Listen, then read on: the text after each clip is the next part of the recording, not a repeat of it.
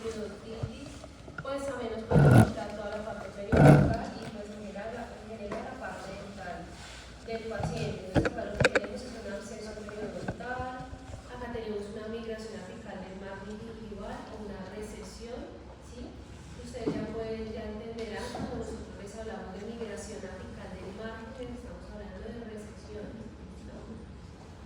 Acá estamos viendo la sobreinserción de un frenillo o inserción aberrante de un frenillo. Esta es otra de las diagnósticos que nosotros podemos clasificar en esta parte.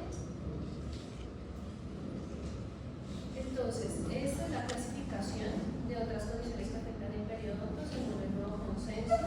Enfermedades sistémicas y condiciones que afectan el soporte de los dientes, abscesos periodontales y lesiones endoperiodonales, deformidades y condiciones mucogingivales, fuerzas oclusales traumáticas y factores relacionados a dientes y a prótesis.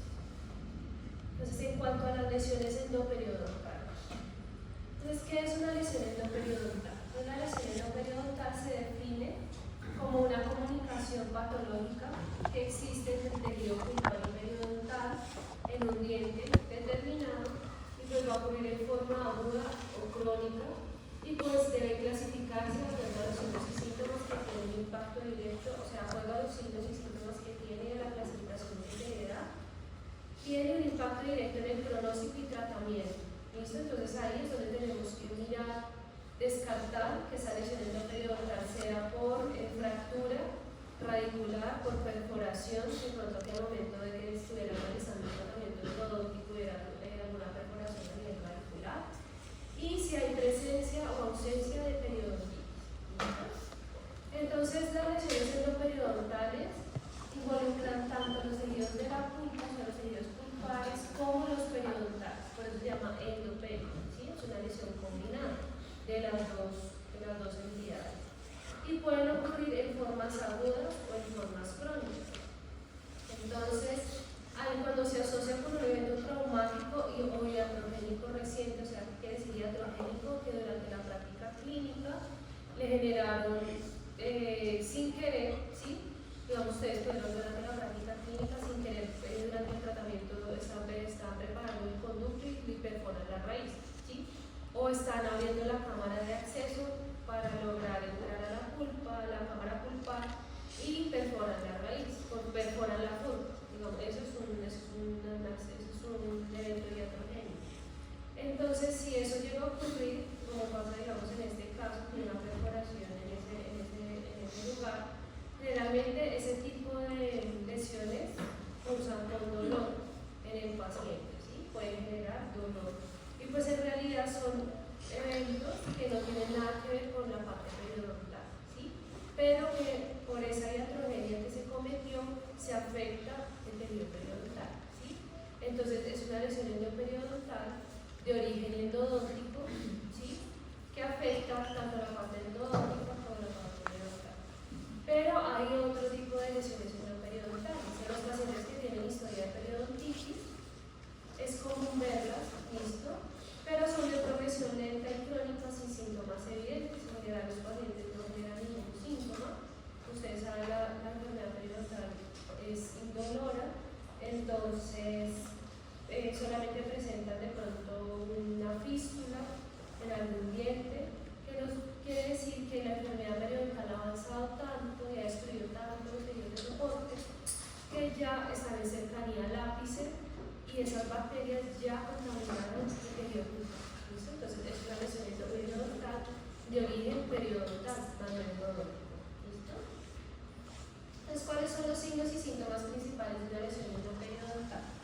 Entonces son las bolsas periodontales, estos son los principales. Estos son las bolsas periodontales profundas que llegan o se acercan al ápice, ¿no? O sea, nosotros tenemos bolsas periodontales de 10, de 8, de 9, de 11 milímetros. Estamos demasiado cerca al ápice, demasiado cerca. Entonces esas bacterias están muy cerquita a la entrada, a la entrada del paquete vasculonervioso del diente, ¿listo? Están muy cerca al foramen apical, entonces lo pueden contaminar y generar como tal la lesión endoperiodontal. ¿Qué otro sí no es muy evidente? La respuesta negativa o alterada a las pruebas de calidad pulpar cuando nosotros estamos sospechando una lesión pues el diente ya está afectado en la parte pulpar y generalmente las respuestas son tardías o son negativas. ¿Listo? Entonces eso es muy importante que lo tengamos en cuenta a la hora de investigar una lesión endoperiodontal. Hay otros signos y síntomas secundarios, ¿sí? Como puede ser la reabsorción ósea, se forma reabsorción a nivel del hueso, apical o en la furca, dolor espontáneo y o provocado la palpación a la percusión, pues porque toda la parte periodontal y la parte del ápice ya está inflamado, entonces pues el paciente no refiere dolor, sino al momento que yo le hago percusión. ¿Listo? A la palpación y a la percusión, exudado purulento, movilidad dental es otro de los posibles signos y síntomas, de los signos secundarios que podemos tener, fístula y alteraciones del color gingival. Esos son como secundarios, pero los principales fueron los que les mostré anteriormente. ¿Cuál es la etiología de las lesiones endoperiodontal? Entonces son infecciones endodónticas y o periodontales, cualquiera de las dos. Y factores traumáticos o iatrogénicos, como lo que yo les comenté anteriormente, lo que son perforaciones, fracturas, y generalmente lo que son perforaciones o fracturas radiculares tienen mal pronóstico. ¿Listo? O sea, ahí lo que nos toca a nosotros evaluar, en caso de una perforación, es dónde perforar o dónde perforamos, ¿sí? Si perforamos la furca, el molar tiene mal pronóstico, hay que sacarlo, ¿sí? Porque un molar sin furca, pues. Y si la perforación de pronto es a nivel del tercio coronal radicular, pues lo que se hace es una intervención combinada entre endodontia y periodoncia, donde se levanta un colgajo, se expone la perforación, el endodoncista la sella, el periodoncista revisa los procedimientos de soporte estén intactos y vuelve y se cierra el colgajo y se mantiene el diente en control clínico radiográfico, pero pues igual el pronóstico pues no es tan bueno, pero pues al menos se puede como estar evaluando. Este tipo de fracturas se tiene muy mal pronóstico. ¿Listo? Las fracturas radiculares, o sea, de este tipo, en cualquiera de sus tercios, es muy mal pronóstico. ¿Listo? Generalmente el paciente no responde bien, se intenta hacer algo, pero generalmente no tiene buen pronóstico. ¿Listo? Eso es por caídas, por accidente, generalmente pasa eso. ¿Listo? Entonces, la clasificación de las lesiones endoperiodontal según el nuevo consenso de periodoncia es la siguiente. En español, todo en español, que aquí no está en inglés, pero está en español para que sea un poquito más sencillo. Entonces, hay lesión endoperiodontal con daño radicular y lesión endoperiodontal sin daño radicular. ¿Listo? Entonces, tenemos que cuando es endoperiodontal con daño radicular debemos mirar si tiene fractura radicular o agrietamiento, perforación del tronal radicular de la cámara pulpar o reabsorción radicular externa. Y ustedes deben estar en la capacidad de diagnosticar eso. ¿Listo? Y eso va en la parte de periodoncia. ¿Vale? Lesión endoperiodontal sin daño radicular. Entonces tenemos lesión endoperiodontal en pacientes con periodontitis y lesión endoperiodontal en pacientes sin periodontitis. ¿Listo?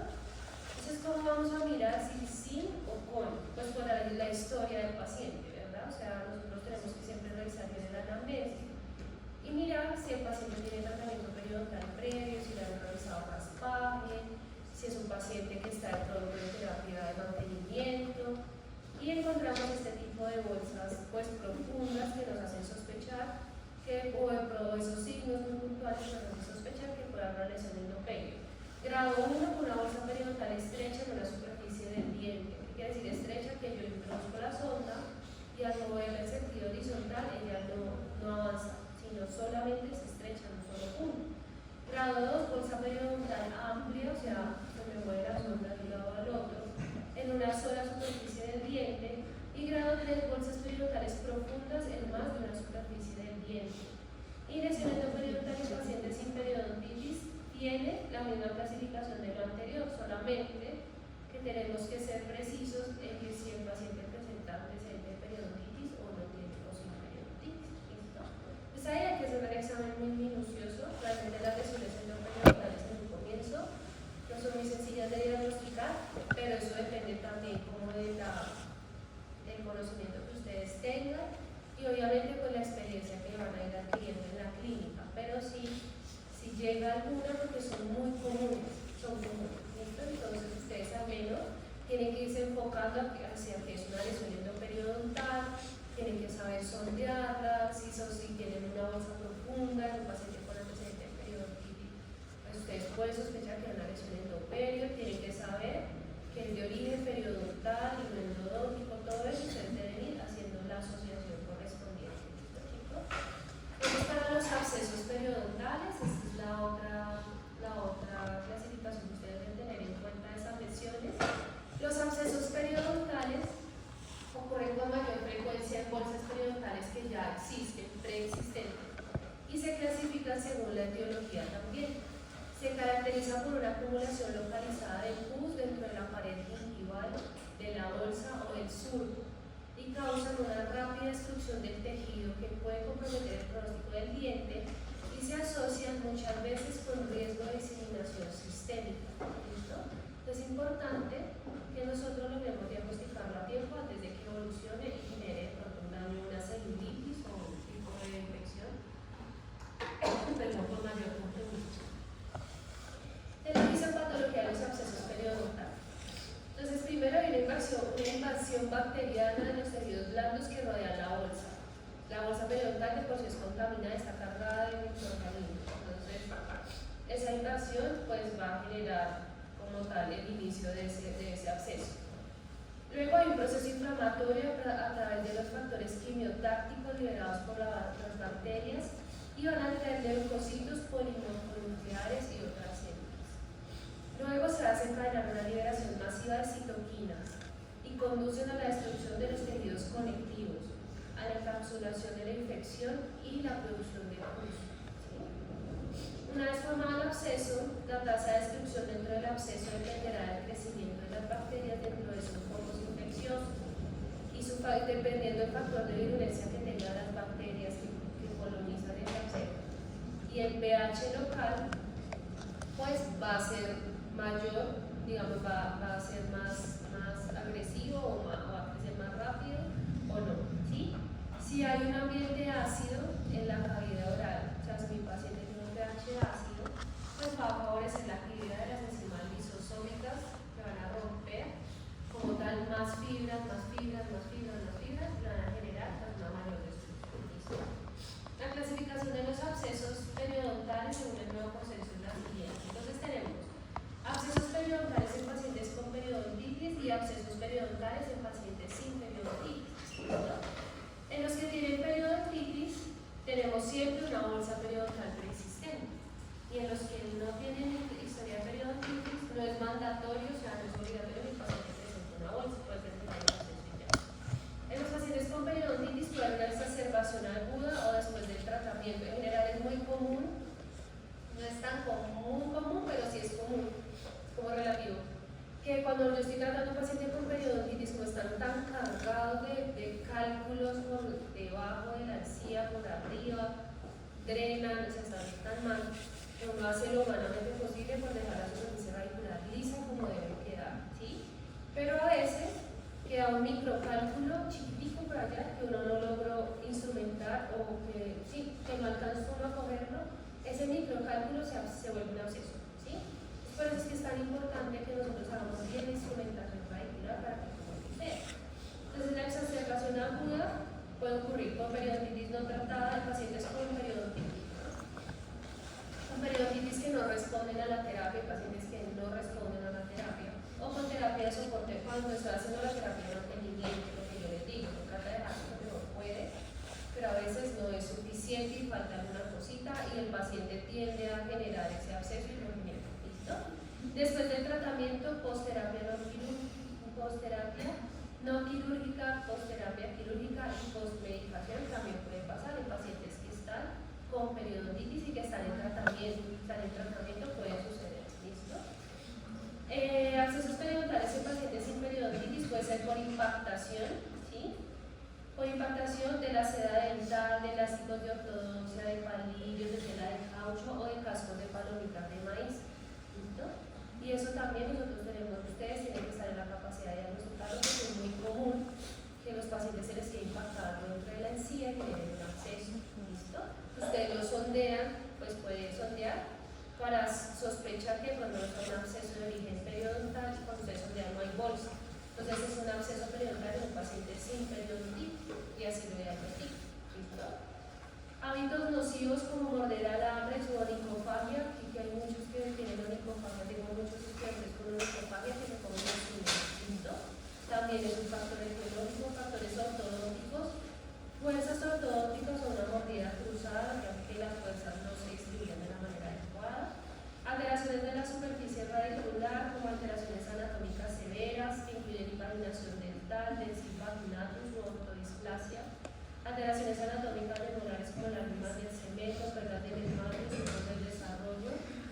Perforaciones, lo que yo les decía, por condiciones iatrogénicas. Ustedes saben que es por una iatrogenia que Dios no quiere, usted, alguno o algún compañero o algún docente o algún docente cometió y lo tenemos en control y genera un absceso, pues es absceso periodontal en pacientes sin periodontitis y es por una condición iatrogénica. Daño severo en la raíz como fisuras o fracturas, síndrome de diente agrietado y reabsorción radicular externa.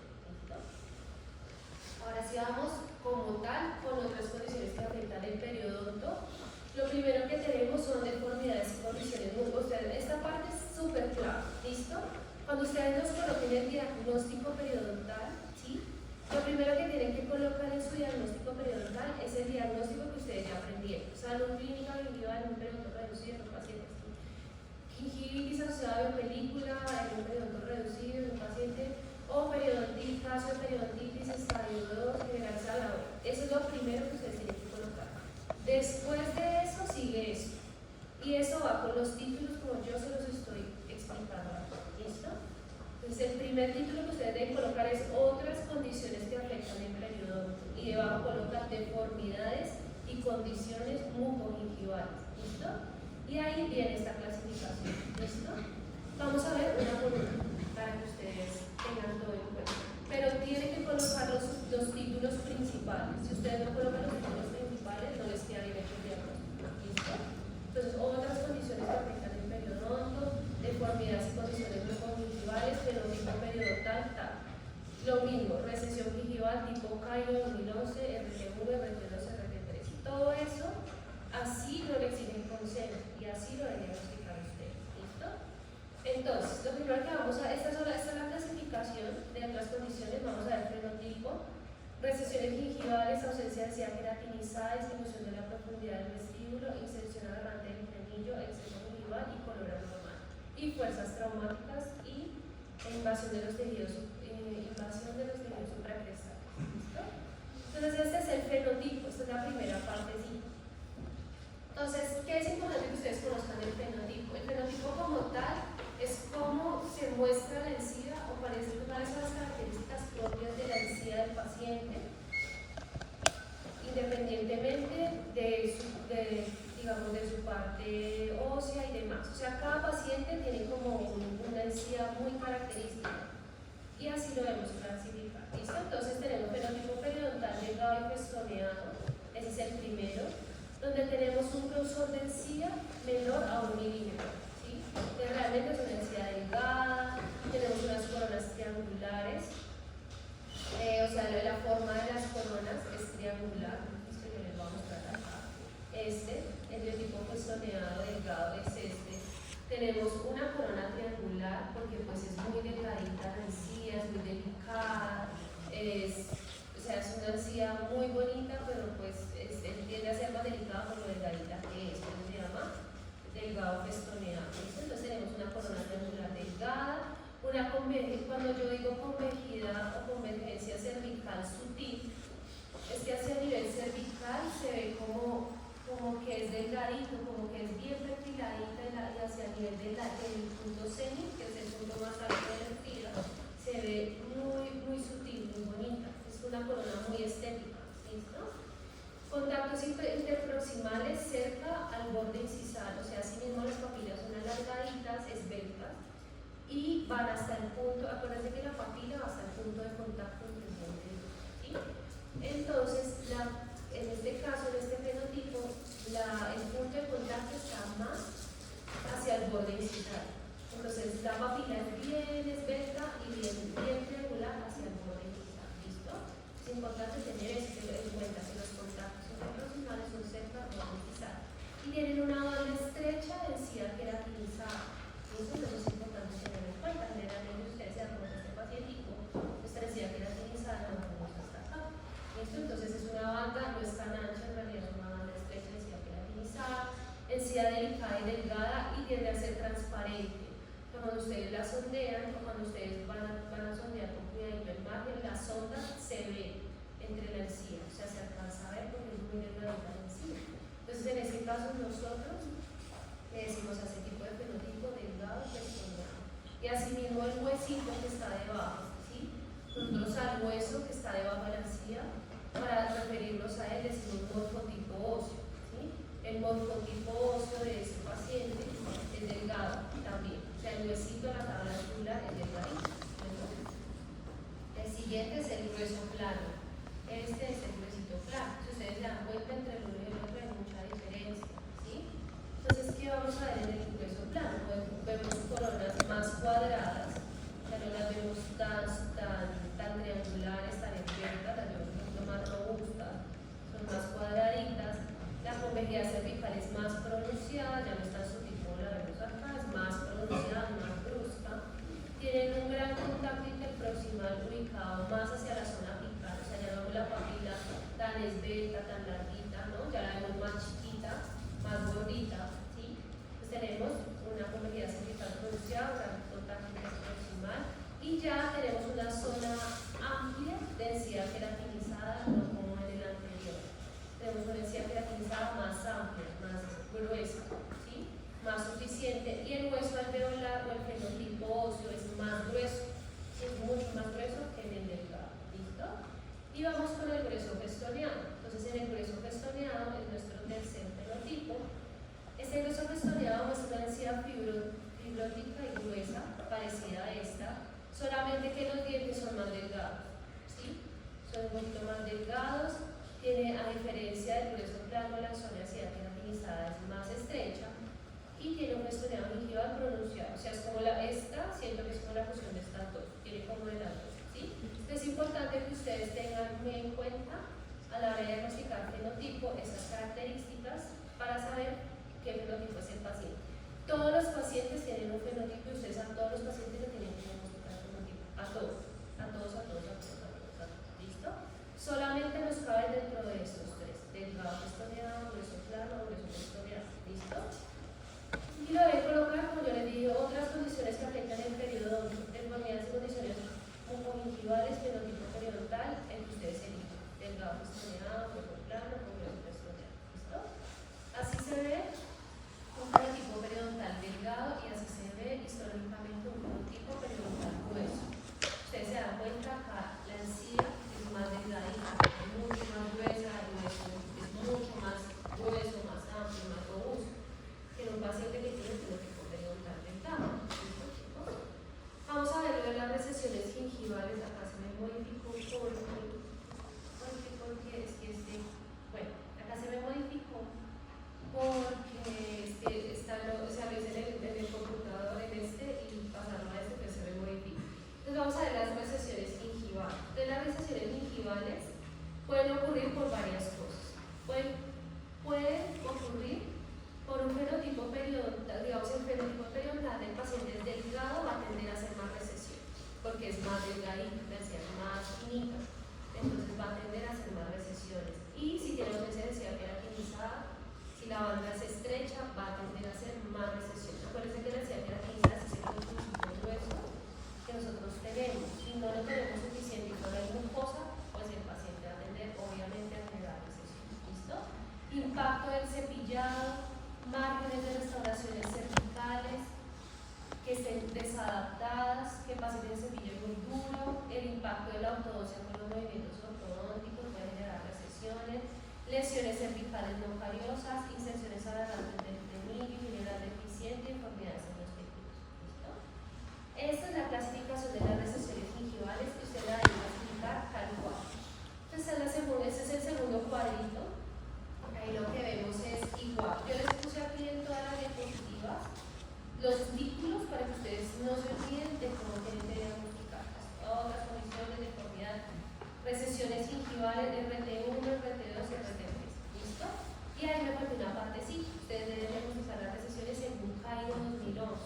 ¿Listo? Yo después les mando como la aclaración por el grupo, porque siempre hay que colocar recesiones individuales según Cairo 2011, RT1, RT2, RT3. Entonces, esta es la clasificación y les voy a explicar una por una. RT1, según Cairo nos dice que es recesión gingival, si hay migración apical de no. Ustedes ya saben que es una recesión, ¿verdad? Ya lo hemos visto. Ustedes ya saben que la recesión es cuando el margen migra hacia apical y se expone la raíz. O sea, que el margen es negativo, ¿sí? El margen es negativo. Solamente con el margen negativo es una recesión. ¿Listo?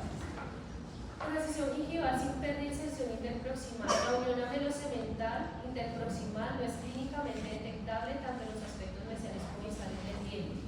¿Eso qué quiere decir? Que yo tengo una recesión, digamos, yo tengo un margen de -1 en el punto medio del óseo, ¿sí? Pero en el punto medio del óseo yo tengo una recesión vestibular de -1 milímetro. ¿Sí? Pero el mesialista a esa recesión, yo no tengo pérdida de inserción interproximal. ¿Listo? No hay pérdida de inserción interproximal en los puntos interproximales que están cercanos a esa recesión. Pero para eso son los laboratorios. ¿Listo? ¿Para qué? Porque yo sé que esto al principio no es tan sencillo de entender. ¿Listo? Entonces, igual nos van preguntando, igual a ustedes es que también pues lean y pues estudien la hora. RT2, recesión gingival asociada con la pérdida de inserción interproximal. La RT2 sí tenemos pérdida de inserción interproximal, pero la pérdida de inserción es menor o igual a la pérdida de inserción que tiene la recesión. ¿Listo? Y la RT3 es la recesión gingival que está asociada también con la pérdida de inserción interproximal, solamente que la pérdida de inserción interproximal, como ustedes ven acá, es mayor o es igual a la pérdida de inserción que tiene la recesión. ¿Listo? Entonces acá no hay pérdida de inserción interproximal. Acá sí hay, pero es menor. Y acá sí hay, pero es igual a la recesión. ¿Listo? Esas son las clasificaciones. Entonces acá vamos a ver RT1. Esta es una recesión de RT1. Una recesión de más o menos de -2 milímetros, -1 milímetro.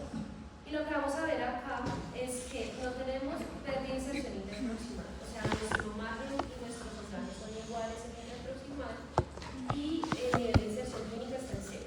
¿Listo? Entonces, eso es de RT1. Bueno. RT2. Si ustedes se dan cuenta, mira que vamos avanzando, la papila ya va desapareciendo. ¿Sí? Y es por eso, porque la recesión es mayor. O sea, porque hay pérdida de inserción interproximal a la recesión. Entonces acá yo tengo una RT2 más o menos de -4, -5 milímetros, pero cuando voy a sondear con mesial y distal, sí hay pérdida de nivel de inserción clínica. Y eso miren cómo está aquí la papilita. ¿Listo?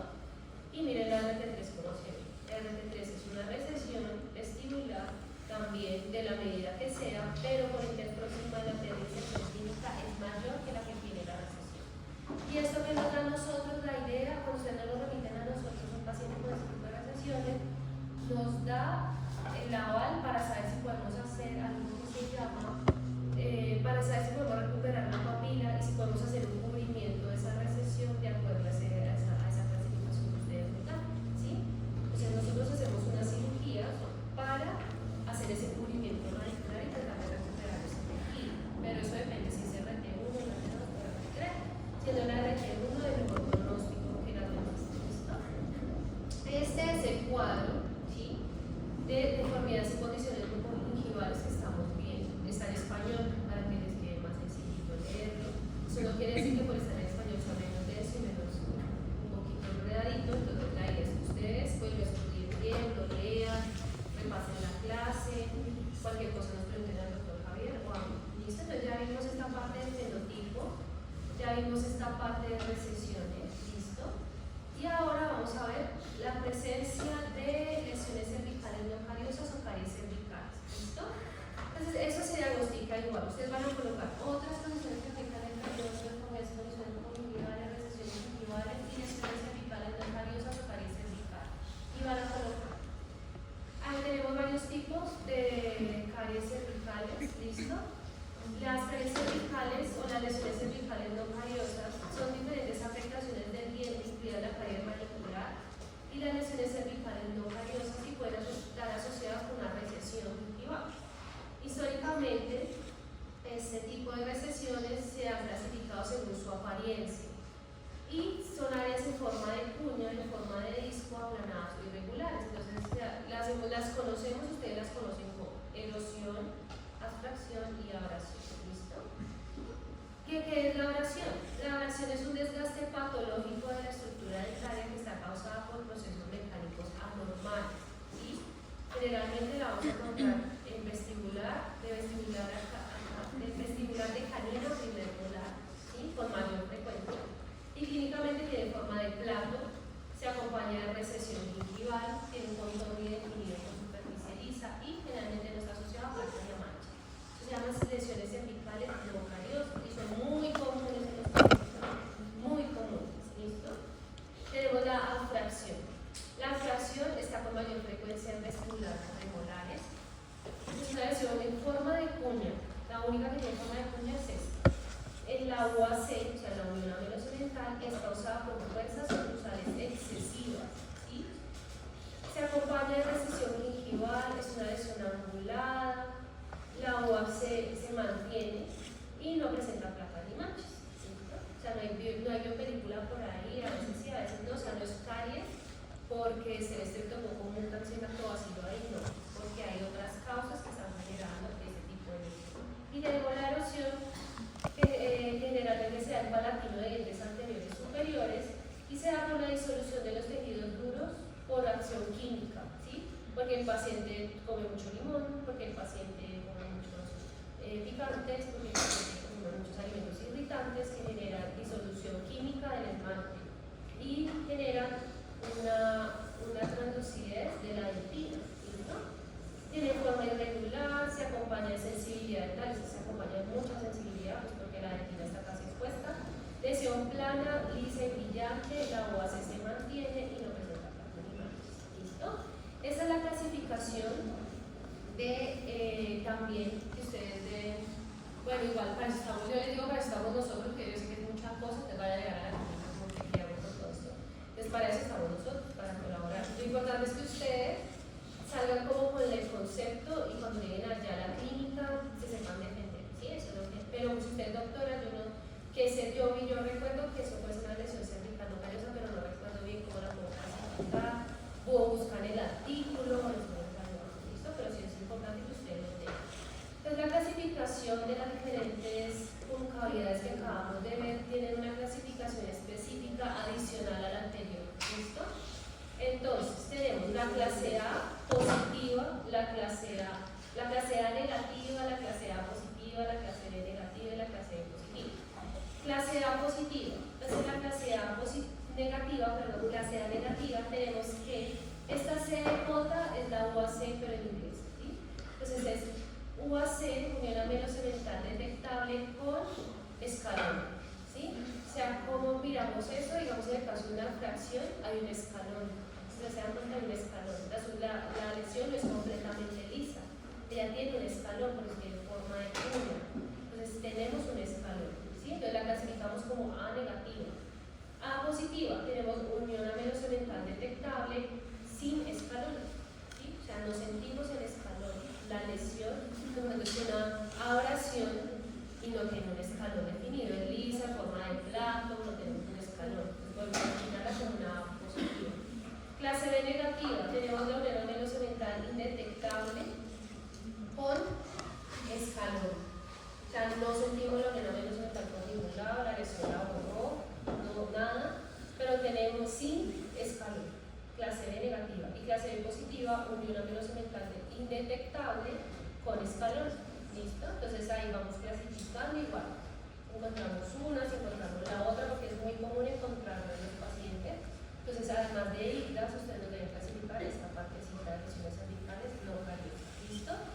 Esta es la otra clasificación, ausencia de encía queratinizada. Ustedes y nosotros tenemos que evaluar si el paciente tiene suficiente encía queratinizada, casi la mayoría tiene. Lo mínimo que debe tener un paciente encía queratinizada es 1 milímetro, ¿sí? Pero es importante que ustedes hagan bien la medición de la línea conjuntival y la sepan graficar en el periodontograma,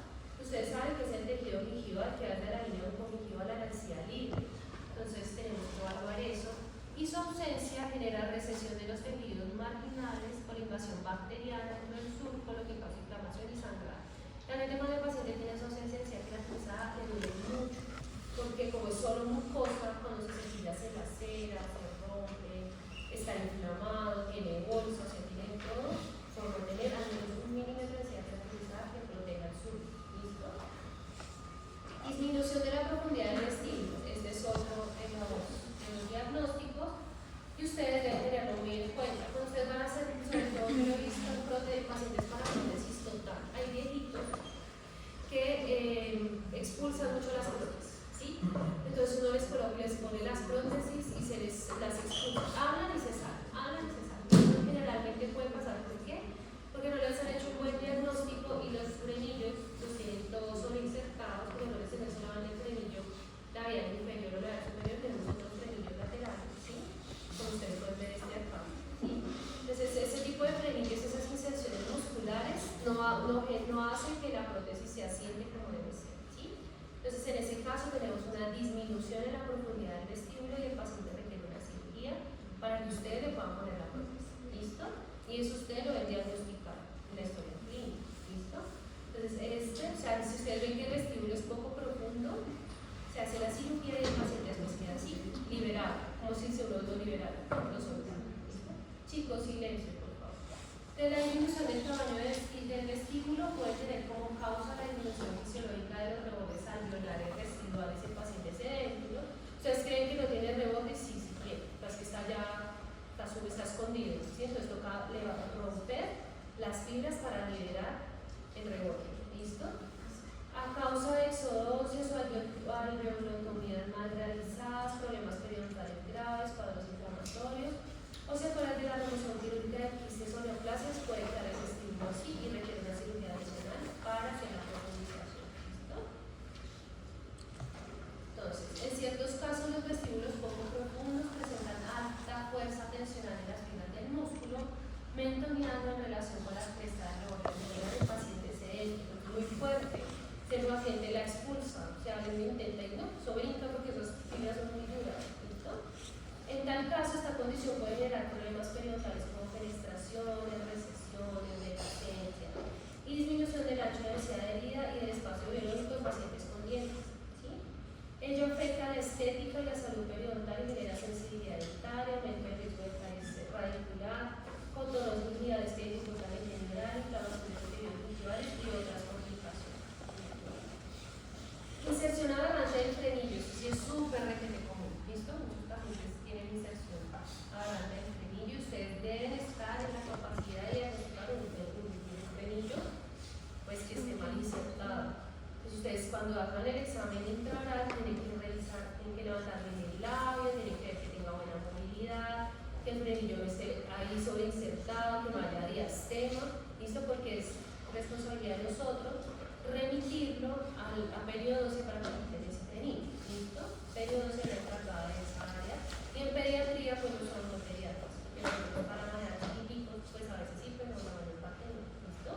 Entonces, los frenillos se definen como bandas de tejido fibroso muscular o una combinación de ambos, cuya principal función radica en mantener fijos la mucosa de los carrillos, lengua y labios a la mucosa alveolar a la encía anterior. La adherencia de los frenillos generalmente no provoca patología. Sin embargo, cuando están cercanos a estructuras anatómicas como el periodo de protección y rebotes alveolares, puede causar desórdenes periodontales, funcionales, fonéticos y protésicos, ¿no? Entonces, este diastema es generado por ese frenillo. Entonces, el ortodoncista, por más que quiera cerrar, no va a poder hasta que nosotros no hagamos la cirugía del frenillo, ¿no? Cuando el frenillo se encuentra sobreinsertado e hipertrófico, es capaz de limitar el movimiento normal de los labios, sobre todo cuando posee fibra muscular. Entonces el paciente tampoco puede hablar bien, los niños se retrasan en el habla y demás, ¿listo? Entonces también esa inserción del frenillo modifica el control de la biopelícula y cuando existe un tejido muscular, su inserción puede alterar la posición llevando a la pérdida de la papila, recesiones y desarmonía del contorno gingival. Exceso gingival, ese es el exceso gingival. Se trata de un crecimiento, esa es otra clasificación, anormal del tejido de la encía, sobre todo de la encía queratinizada, y suele llamarse agrandamiento gingival, sobrecrecimiento gingival, hiperplasia gingival. Si existe un aumento de los fibroblastos o hipertrofia, en caso de los fibroblastos aumenten de tamaño, acá es donde viene la pseudobolsa, ¿sí? La pseudobolsa, para que sea bolsa, así sea falsa, tiene que ser de 4 milímetros o más. Y denominamos por donde dice sondaje, ¿sí? Sondaje de bolsa. Entonces, si nosotros tenemos un sondaje de 4 milímetros, pero en márgenes de 4 milímetros, no hay pérdida de inserción, porque 4 menos 4 igual a 6, ¿sí? Entonces, yo tengo ese caso clínico, ese caso puntual, eso se llama una pseudobolsa, y eso quiere decir que mi paciente tiene un agrandamiento, un sobrecrecimiento o una hiperplasia gingival que requiere cirugía,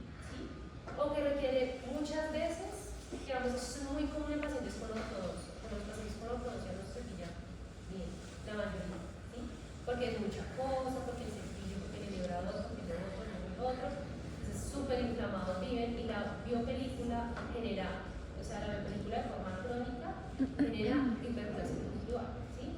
Entonces nos toca estar cortando la encía, cortando la encía, cortando la encía, cortando la encía. Entonces, este tipo de arrendamiento es la opinión que la tiene. Y eso ustedes lo deben diagnosticar en caso de que llegue. ¿Listo? Puede haber un cierto movimiento normal de los dientes, ya que la inflamación se produce en los tejidos gingivales, ya que la inflamación que producen los tejidos gingivales una fuerza sobre los dientes.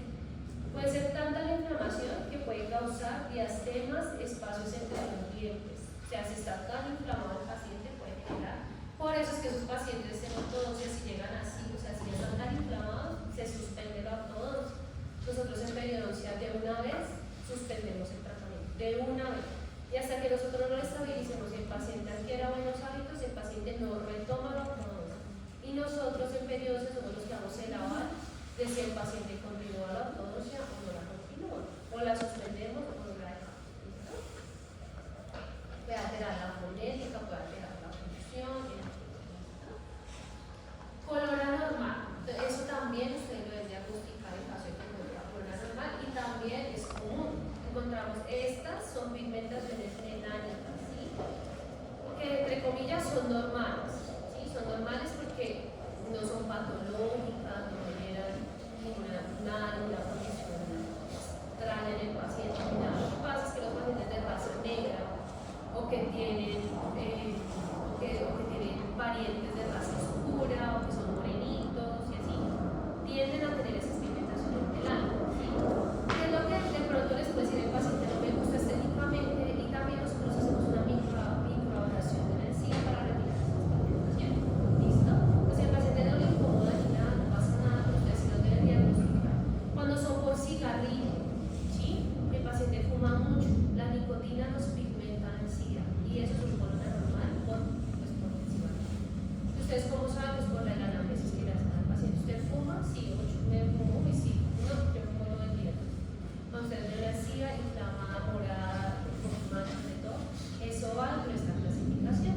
Y cuando tenemos inflamada por la película enrojecida, margen gingival rojo, eritematoso y demás, también es un color anormal. Ustedes ya saben cuál es el color normal de la encía.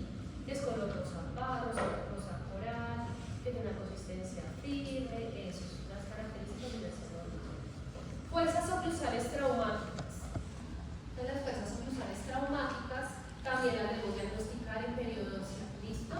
Tenemos fuerzas oclusales traumáticas, por eso es que en periodoncia reúne casi todo. ¿Listo? Entonces, es que también es la densidad como de diagnóstico. ¿Listo? Entonces, las fuerzas oclusales traumáticas tenemos trauma oclusal primario, trauma oclusal secundario y prémito. ¿Listo? Entonces, ¿cuáles clínicamente y radiográficamente cuáles pueden ser los signos que nosotros podemos ver para saber que el paciente tiene trauma oclusal? Entonces podemos ver prémito, ya les voy a explicar qué es el prémito, movilidad, ¿sí? Discrepancias oclusales o digamos que no hay como un buen acopio oclusal, facetas de desgaste, migración dental, fractura radicular o fractura dental, perdón, sensibilidad térmica, pacientes que requieren mucha hipersensibilidad, pacientes que tienen dolor al masticar, pacientes que tienen a nivel radiográfico observamos ensanchamiento del espacio del ligamento periodontal. Cuando ustedes vean cuando ustedes analicen las radiografías periodontal, deben revisar bien cómo se ve el espacio del ligamento. El espacio del ligamento se debe ver continuo y no debe verse ensanchado, ¿sí? Si ustedes ven que el espacio es muy radiolúcido, muy probablemente el paciente le refiere dolor, puede ser con una fuerza cruzada humana, ¿sí? Y lágrimas del cemento, ¿sí? Eso generalmente lo diagnosticamos radiográficamente, podemos ver las vías así como hay del esmalte, también hay del cemento, ¿listo? Entonces, ¿cómo vamos a diagnosticar el trauma oclusal primario? Entonces, el primario es una lesión que resulta en cambios tisulares debido a fuerzas oclusales excesivas aplicadas a un diente o dientes con soporte periodontal normal. Son pacientes que no tienen enfermedad periodontal activa. ¿Listo? Ocurre en presencia de niveles normales de inserción clínica, niveles osintomales, enfermedades oclusales excesivas.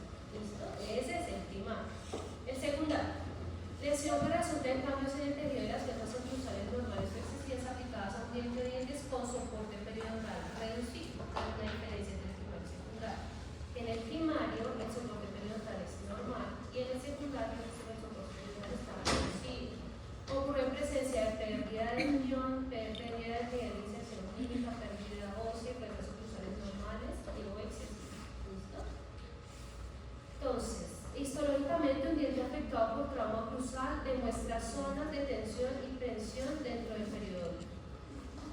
La ubicación y la gravedad de las lesiones varía según la magnitud y la dirección de las fuerzas aplicadas. Y en el lado donde hay mayor presión, donde está esa fuerza oclusal generando esa fuerza traumática que viene ese diente o esos dientes, hay mayor vascularización y mayor permeabilidad, mayor ionización, necrosis del ligamento periodontal, hemorragia, trombosis, retorsión ósea, en algunos casos reabsorción radicular. ¿Listo? Entonces ustedes deben hacer esa asociación. También en el lado de tensión puede dar alargamiento de las tiras del ligamento periodontal y aposición del hueso alveolar y del cemento. Como resultado de un traumatismo oclusal sostenido, la densidad del hueso alveolar disminuye mientras aumenta el ancho del espacio del ligamento periodontal y va a conducir a una mayor movilidad dental, a mayor ensanchamiento radiográfico y espaciamiento del ligamento.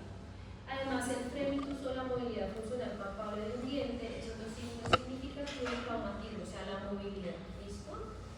Entonces, el frémito es un movimiento palpable o visible de un diente cuando se somete a fuerzas oclusales, o sea, cuando el paciente muerde y el frémito está en el periodo grande, ¿sí? Entonces, usted le dice al paciente muerde y cuando el paciente muerde, el diente se mueve. Eso se llama frémito, ¿sí? Ese es el frémito.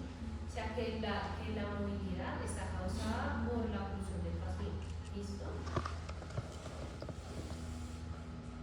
Bruxismo. Hábito de rechinar o apretar los dientes. Y la fuerza generada puede dañar tanto el diente como el aparato de fijación. Ese es el bruxismo. Y ya, para terminar, factores relacionados a dientes y a prótesis. Esa es la otra partecita. Y esta es la clasificación de factores relacionados a dientes y a prótesis. ¿Listo? Entonces, ¿qué es importante que ustedes tengan en cuenta siempre? El espacio biológico, acuérdense que eso ya lo vimos, debe ser de 2 a 3 milímetros. O sea, ustedes con la corona, con la incrustación, con lo que vayan a hacer, no los pueden invadir el espacio biológico. ¿Listo? Ustedes tienen que tener en cuenta que la cresta ósea, del margen a la cresta, tiene que dar al menos 3 milímetros para que las fibras se inserten ahí. ¿Sí? Si ustedes no respetan ese espacio, invaden ese espacio, pues no va a funcionar bien el tratamiento, el diente se va a enfermar, o sea, va a pasar de todo. ¿Listo? Entonces, factores relacionados con dientes y prótesis. Pues, relacionados con dientes que tenemos: factores anatómicos dentales, proyecciones del esmalte, grado 1, grado 2 o grado 3, surcos de desarrollo y perlas del esmalte, fracturas dentales y radiculares, o sea, eso es propio del diente. Si el diente decía que eso es propio de ese diente. Reabsorción radicular cervical o lágrimas del cemento, proximidad radicular, o sea, parece que los dientes tienen que tener, no pueden estar unos pegaditos con otros, las raíces tienen que tener unas distancias. Si están muy próximos, eso también debemos verlo y diagnosticar. Y erupción pasiva alterada, la erupción pasiva alterada la vamos a ver en otro semestre en tratamiento periódico. ¿Listo? Factores locales relacionados con prótesis dentales, que eso es a lo que yo les estaba explicando anteriormente. Invasión de tejidos indirectados supracristalmente. ¿Sí? ¿Qué quiere decir? Que les quedó la resina sobrecontorneada, que el margen les quedó subgingival, por la decía, o que hicieron la resina oclusal distal y que no pulieron bien por distal y les quedó con rugosidades, o que les quedó un pedacito de resina ya metido, ya, con eso ya enfermamos el periodonto, ya le damos una bolsa, ya se complicó el asunto. Entonces, pues que nosotros no están estrictos con ustedes, tienen que limpiar la resina, tiene que quedar en el margen de la restauración, tienen que quedar, si hay necesidad de un aumento de corona clínica, pues una cirugía para que ustedes no se invadan al debajo, pues se hace, ¿sí? Pero la idea es que ustedes respeten ese espacio biológico. Procedimientos clínicos relacionados con la fabricación de restauraciones indirectas, provisionales, impresiones, cementación, ¿sí? De pronto ustedes pueden generar un trauma o pueden dañar los tejidos insertados por el testamento de invadirlo cuando están colocando el hilo retractor para hacer la impresión definitiva. Todo eso toca con mucho cuidado. ¿Listo? Y también reacciones de hipersensibilidad a los materiales dentales bajos. ¿Listo? Entonces, miren chicos, esta es la última diapositiva.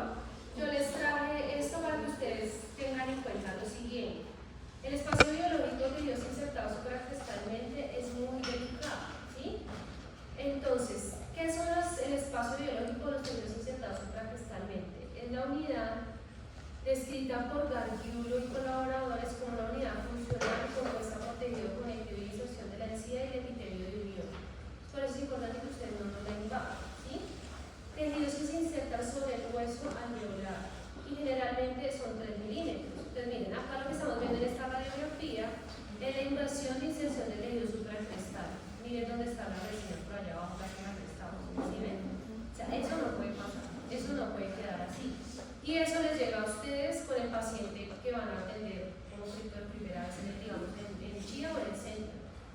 paciente no, eso me sangra mucho, yo me meto la seda dental y se me deshilacha, me duele esa resina. Entonces ustedes van a la radiografía, ven esto, es como la de diagnosticar otras condiciones que afectan el periodonto, factores relacionados a dientes y prótesis, espacios biológicos donde Dios insertados supracrestalmente, invasión de tejidos, invasión de inserción de tejidos supracrestales a nivel del 26. Eso es lo que así deben diagnosticar. ¿Listo? Es eso, chicos. Eso es lo que tiene. Entonces, miren, esta semana en el laboratorio lo que vamos a hacer es lo siguiente. Por uno de los casos, cualquiera de los casos, ahorita miramos cuál. Hablo con el doctor Javier. Hemos tratado de periodontitis. Ustedes van a hacer toda esta clasificación, ¿sí? Completa, ¿sí? Y eso no lo van a entregar. Entonces ahí ustedes se tienen que ver las fotos, las radiografías, el periodontograma y sacar con los tipos, como yo les expliqué, la clasificación de todas las cosas. Es en parejas para que no colapsen solitos con los agudos, ¿sí? Sino que entre los dos